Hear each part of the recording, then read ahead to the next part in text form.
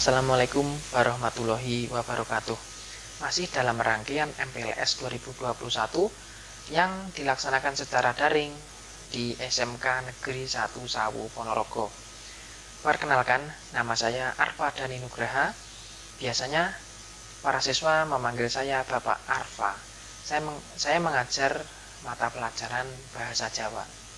Pada kesempatan ini, saya akan menyampaikan beberapa materi yang berkaitan dengan tata krama atau pendidikan karakter di sekolah.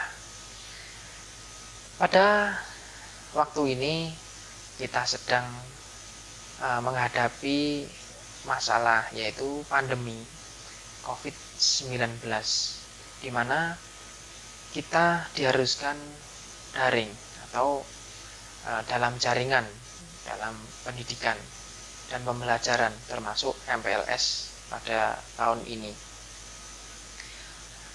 Ada beberapa masalah yang muncul ketika dilaksanakan daring. Selain beberapa masalah yang berkaitan dengan sarana dan prasarana, namun ada beberapa hal yang perlu disampaikan berkaitan dengan tata krama dan karakter. Yang pertama adalah chat atau japri. Sebelumnya saya jelaskan dulu apa sih pentingnya tata krama atau pendidikan karakter itu, yaitu dalam kehidupan kita sehari-hari tentu kita bersinggungan, berkomunikasi dengan sesama manusia, baik itu kepada teman, baik itu pada orang tua, adik, kakak, guru di sekolah, saudara, tetangga, dan sebagainya. Hal tersebut dilaksanakan dengan percakapan atau komunikasi. Nah, tentu dengan komunikasi tersebut membutuhkan nilai-nilai moral, religi, dan nilai yang lain yang harus dipenuhi agar orang lain ridho dan ikhlas dan senang dengan adanya kita di sampingnya. Saya cerita sedikit tentang pengalaman saya pada waktu berkunjung ke Nafa Hotel Tawangmangu di waktu akan dilaksanakannya praktik kerja lapangan pada jurusan jasa boga atau tata boga. Di sana saya dan rekan guru bertemu dengan HRD. Beliau menjelaskan pentingnya tata krama atau beliau menyebutnya dengan attitude. Yang pertama yang dijelaskan adalah attitude. Ini sangat penting bagi siswa PKL atau karyawan yang bekerja di sana. Yang pertama adalah attitude. Ini adalah sangat penting. Ini sangat penting karena attitude ini tidak bisa dibangun melalui materi 1 hari, 2 hari, seminggu, 2 minggu, 1 bulan, 2 bulan, ini tidak bisa. Jadi attitude ini hubungannya dengan pendidikan karakter yang tertanam sejak kecil, bahkan watak orang tersebut. Yang kedua adalah teori, yang ketiga adalah praktek. Beliau mengatakan jika siswa PKL ini belum bisa teori dan praktek, maka attitude harus bisa, harus baik, anaknya harus baik. Ini yang paling penting.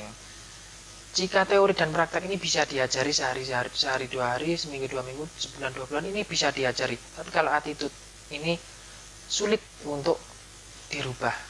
Jadi yang pertama menjadi pertimbangan bekerja di sebuah perusahaan yang besar adalah attitude. Ini bukan hanya perusahaan yang besar ya, semua perusahaan atau badan usaha atau dimanapun kita berada pasti attitude ini yang nomor 1. Yang kedua teori, yang ketiga ada praktek. Ini bisa diajari, jadi ini tidak begitu diperhatikan. Jadi yang pertama adalah tata krama.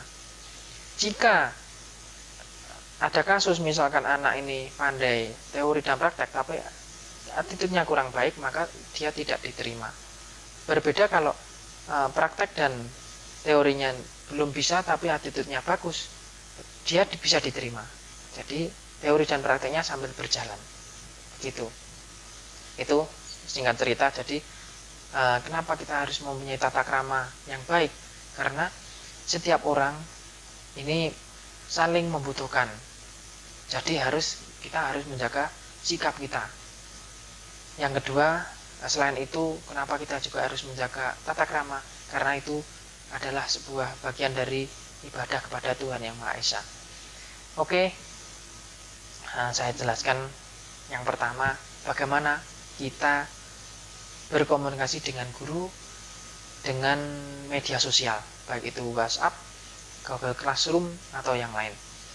Yang pertama adalah mengucapkan salam.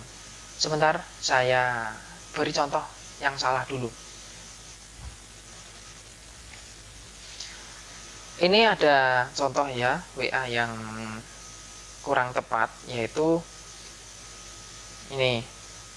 Sebenarnya sudah mengucapkan salam dia, tapi apa yang dia maksud, siapa dia, kelasnya apa, ini tidak disebutkan, jadi kurang jelas. Seperti ini, Assalamualaikum Pak, buku merahnya pripun? Nah, cuma bilang gitu, kemudian dijawab, saya jawab ya ini, Waalaikumsalam warahmatullahi wabarakatuh. Maaf, ini siapa ya? Ini namanya skip. Data lagi, buku merah apa lu? Saya nggak paham, kan gitu. Lah terus yang betul gimana Pak? Nah ini yang betul gini.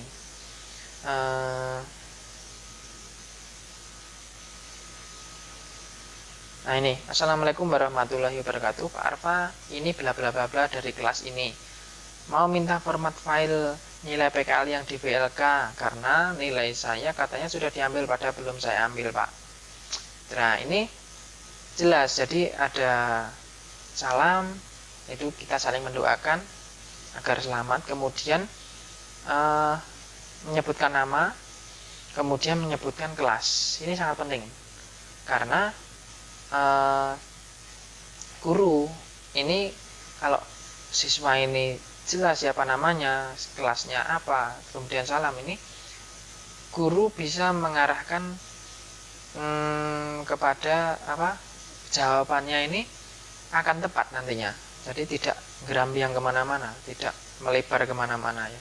Kemudian setelah itu langsung poinnya apa, yang ditanyakan apa, mau minta format file bla bla bla bla bla, ini begitu. Ini yang contoh yang lebih pas, yang lebih baik gitu.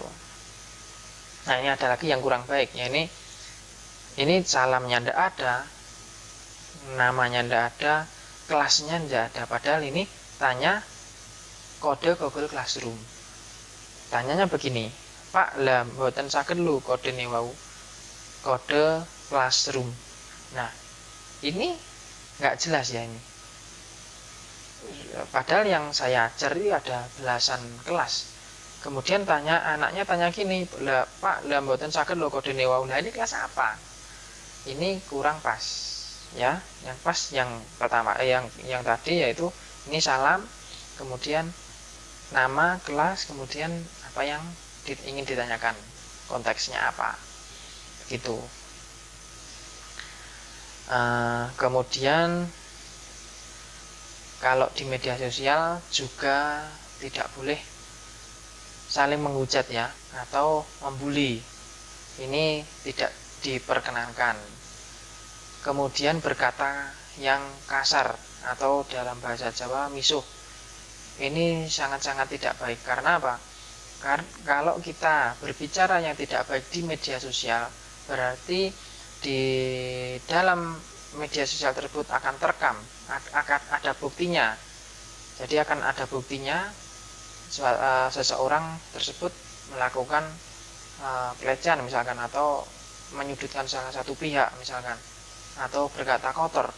Ini akan terekam dan semua orang bisa melihat. Kalau sudah bisa melihat, berarti ini akan tertuju pada orang tersebut. Oh, anak ini ternyata gini. Nah, ini jangan sampai terjadi pada kita semua.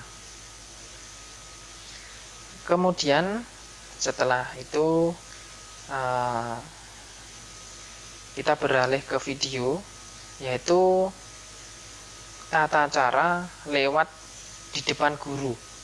Jadi ini ada simulasi bagaimana caranya siswa ini lewat di depan guru yang sedang duduk. Nah, bisa kita lihat videonya. Nah, caranya yaitu membungkukkan badan. Jadi membungkukkan badan, kemudian menyapa kalau dalam bahasa Jawa bisa berkata nun sewu Pak, ya kalau bahasa Indonesia ya permisi Pak atau Bu, ya gitu ya. Ini contoh yang baik. Jadi jangan sampai kalau ada guru duduk atau lewat di depan guru itu tidak ini ya, tidak, bukan kok guru minta diperhatikan atau minta disegani, bukan ya, tapi ini suatu bentuk kewajiban seseorang kepada orang yang lebih tua. Kemudian ini tetap ada video berikutnya, lewat di depan guru dengan menaiki sepeda motor. Nah, bagaimana kita seharusnya kalau ada guru sedang duduk-duduk kemudian kita lewat di depannya dengan sepeda motor. Dalam video simulasi tersebut yang akan ditayangkan ini siswa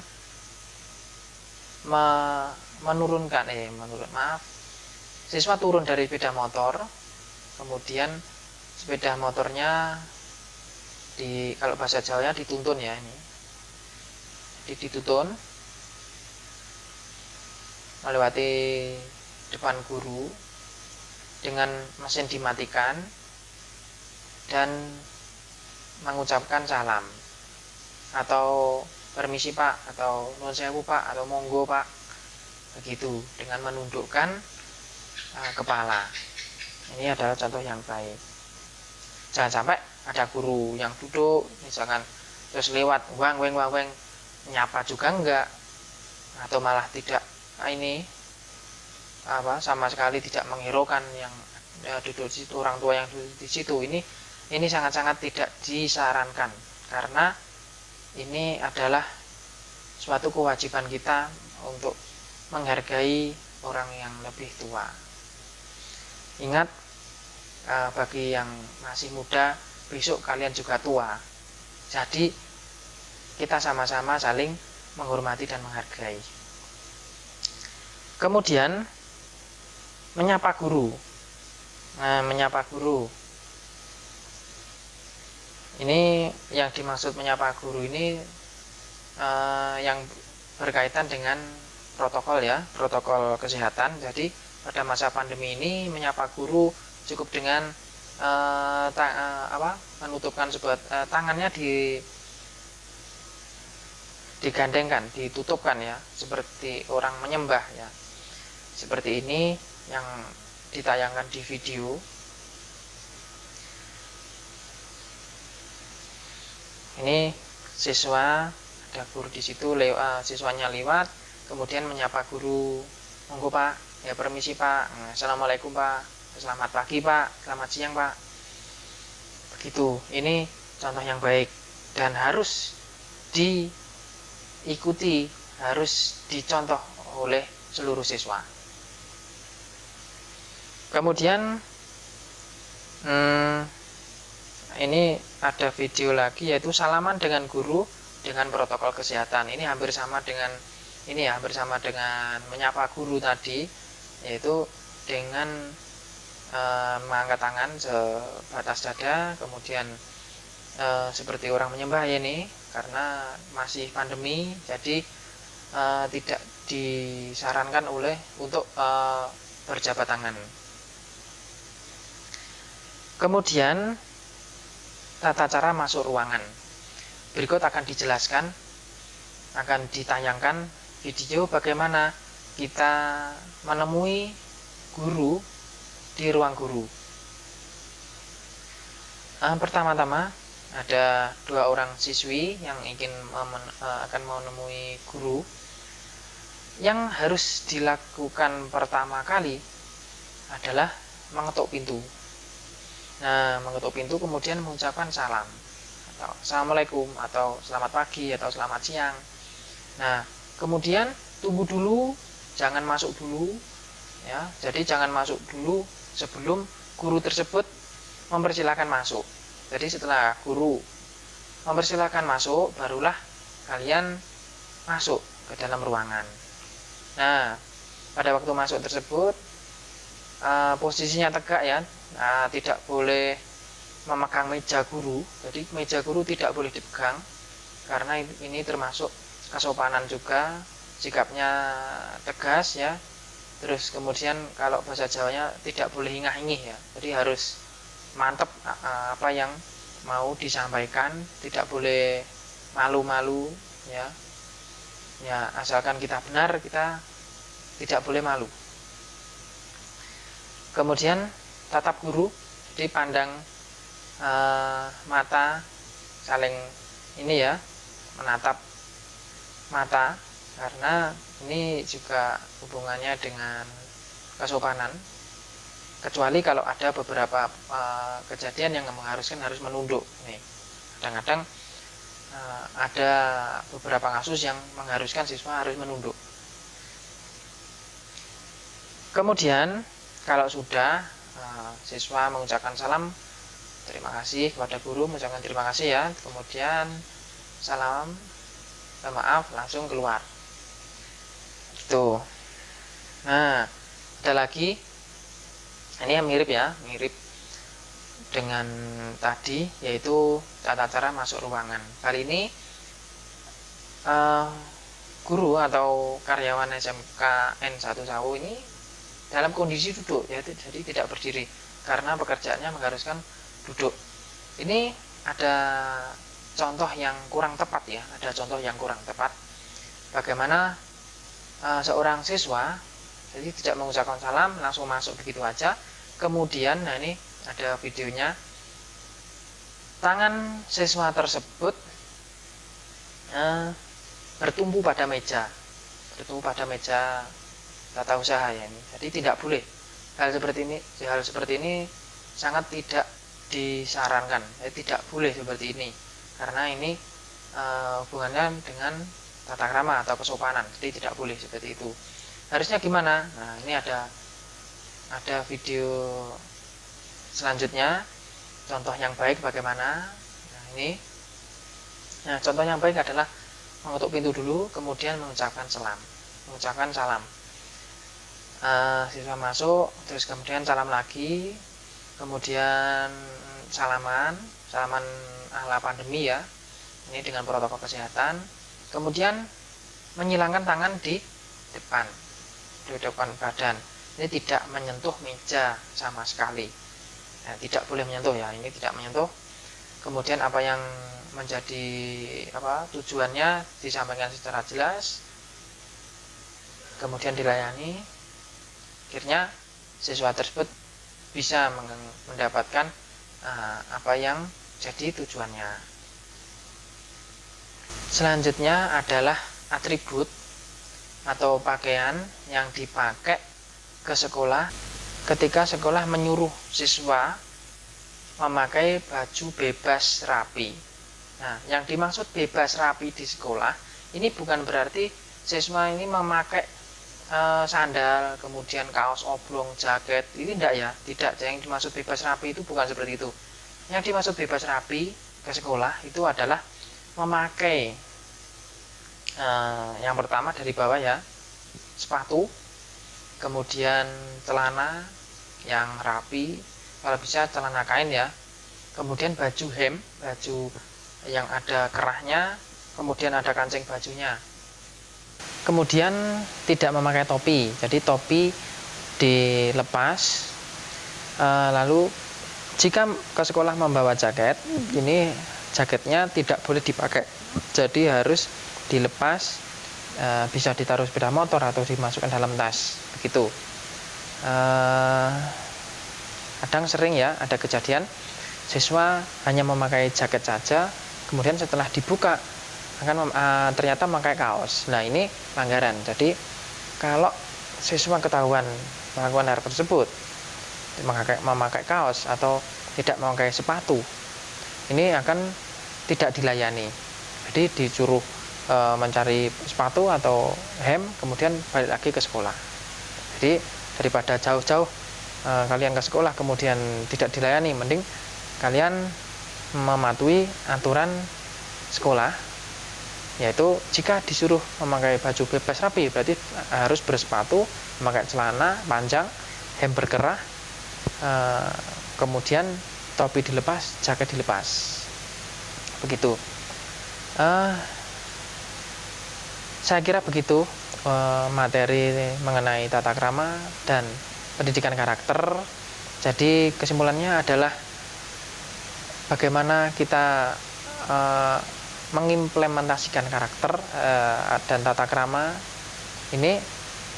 Konsepnya begini, jika kita menanam berarti kita juga akan memanen. Dalam bahasa Jawa, sopo sing nandur bakal ngunduh. Jadi apa yang kita perbuat nanti kita akan merasakan hasilnya atau akibatnya.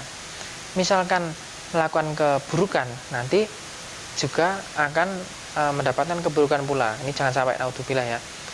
Jika kita melakukan kebaikan, insya Allah kita juga akan mendapatkan kebaikan.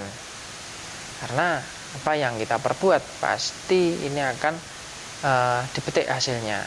Ini pasti ya. Saya kira akhirnya sekian. Ada kurang lebihnya saya mohon maaf yang sebesar-besarnya.